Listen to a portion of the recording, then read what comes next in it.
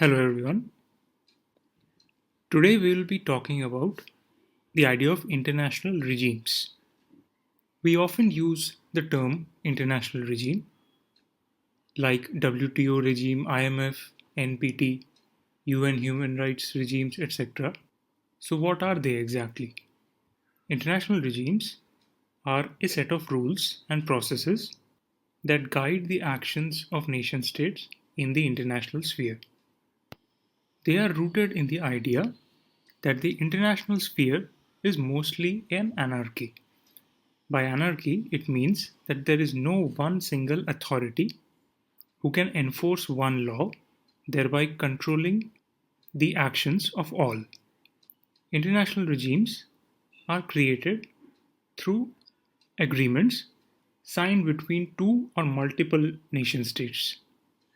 In some cases, non-state actors such as NGOs and civil society organizations are also involved in their creation. By providing a platform for free and fair discussions, international regimes encourage cooperation instead of competition between nation states. Now, let us study the history and background of international regimes. Arguably, the oldest recognized international regime was the Council of the Rhine that was created in 1815. What had happened was, after Napoleon's rise to power in 1801, he had invaded up to Russia. His military conquests had changed the political structure of Europe, and it was very important to bring peace after he lost in 1815 at Waterloo. While the international regime was plagued by lack of modern communication technology, it still was a pioneer in this regard. It helped establish offices of communication between nation states of Europe. The officers of Council of Rhine were bureaucratic officers who pledged allegiance only to the organization and tried to be as neutral as possible. International regimes have been a major driver of modern international politics. Many modern day international organizations can actually trace their ancestry back to many international regimes. Let us talk about two of those famous regimes which went on to give us professional international organizations. First was the Bretton Woods regime that was established in 1944. Based on the advice of John Maynard Keynes, the Western powers invested their money and resources into creating a joint pool of money. The purpose of this was to invest in rebuilding post World War II Europe, which had been absolutely devastated owing to the violence that had been waging on for the last 6 years. The Bretton Woods regime eventually turned into the IMF, that is the International Monetary Fund, as well as the World Bank. While IMF worked towards providing monetary stability and advice to countries in need, World Bank provided loans for both infrastructure building as well as capacity building. Similarly, the General Agreement on Tariffs and Trade of 1948 was established to encourage free trade and get nations to reduce their tariffs and other barriers to free trade. Eventually, GATT turned into World Trade Organization in 1994. Now let us talk about meaning and definition of the term international regime. One of the most famous works on international regime comes from Stephen Krasner. In Krasner's own words, he defined international regimes as explicit or implicit principles, norms or rules, and decision-making procedures around which actors, that is the state, expectations converge in a given area of international relations. Krasner gave this definition in his analysis of multinational companies and the new international economic order in 1974.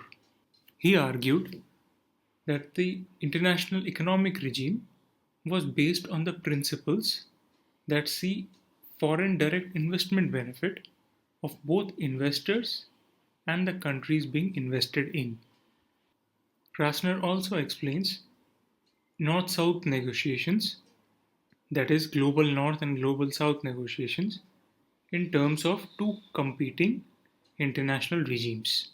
Now, let us study the features of international regimes. First feature of international regimes is the explicit commitment given by the signatories. When two parties come to a common conclusion, they make a commitment.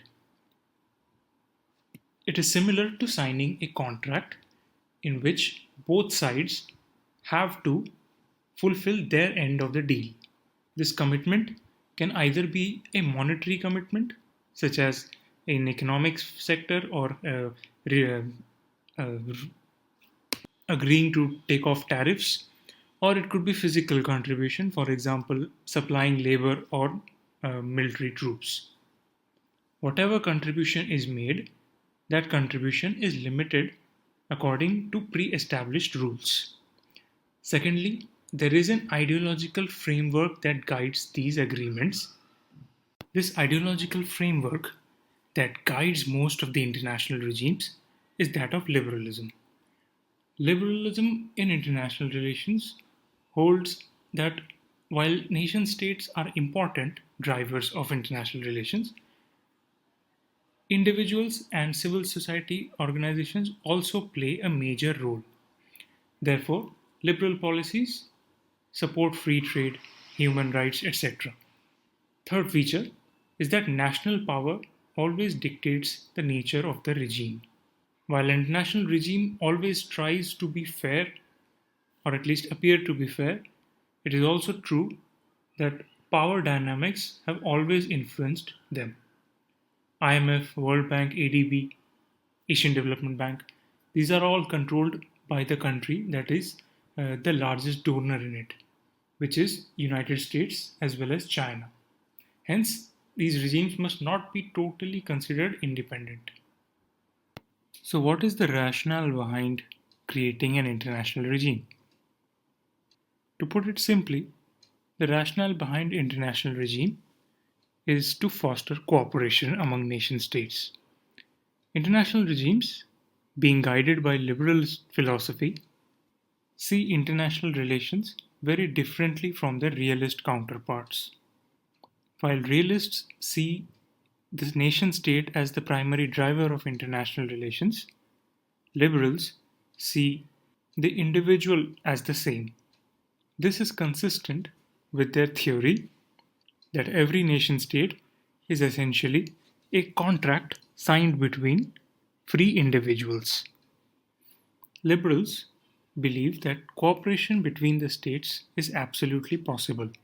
They believe that the interstate relations are a non zero sum game, which means that one does not have to win at the cost of the other. The purpose behind creating an international regime is to maximize cooperation between nation states. This can only happen when both parties on the opposite sides of the dealing table believe that they can both go home having secured what is in their interest.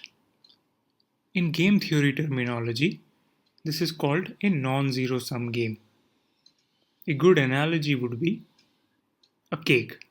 When a slice of cake is taken away, we now have one cake less for the rest of the participants. This is a zero sum game. That is, one person wins, other person loses. The opposite of it is called a non zero sum game. Non zero sum games require perfect communication and cooperation between the two parties.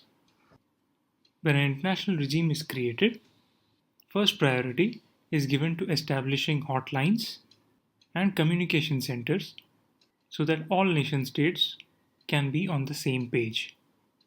Now let us talk about functionalism. Functionalism is a subpart of liberal ideology, a brainchild of David Mitrany, an English philosopher. Functionalism's sole purpose is to enhance and improve cooperation between nation states. Mitrany suggested that in order to first establish and then enhance cooperation between nation states, the two parties must first begin with a technical sector. By technical sector, he meant matters of economic issues such as trade, healthcare, or maybe even education. The purpose behind this is to find something to unite over, to have a consensus. Once consensus over some issues is achieved, Mitrany believed that that same consensus can be built upon further to include and absorb political issues as well. This is what Mitrany names the spillover effect, that a technical issue eventually brings cooperation in political issue as well. The greatest example of this success, of this philosophy, is the European Union. In 1957, according to the Rome Treaty, European Union originally began as the European Coal and Steel Company. It originally had only 6 countries. However, with time, European Union began to evolve and started to cooperate in political matters as well. In 1993, the European Union was established under the Maastricht Treaty. It has its own judiciary, parliament, that is legislature, as well as an executive. Hence, a technical community spilled over to a supranational state. Now let us solve a couple of multiple choice questions. Question 1. What is the rationale behind international regimes? A. That international relations is a zero-sum game. B. International arena is an anarchy and requires hegemon to bring stability. C. Cooperation between nation states is preferable. Or D. None of the above. Correct answer. C. Cooperation between nation states is preferable. International relations is a zero-sum game is held by realists who believe that unless one side loses, the other side can't win. International regimes, however, do not believe so. They believe that cooperation is a feasible option which can lead to peace and harmony. Second question. Who was the founder of functionalist ideology? A. David Mitrany. B. Thomas Haas. C. Robert Keohane. Or D. Joseph Nye. Correct answer is A. David Mitrany. Mitrany believed that in order to enhance cooperation between two or more states, what they should do is collaborate on functional matters or technical matters. In order to do so requires establishing communication lines which can be further be built upon to turn it into a political unit. The other options are also liberal thinkers, but they were not functionalists.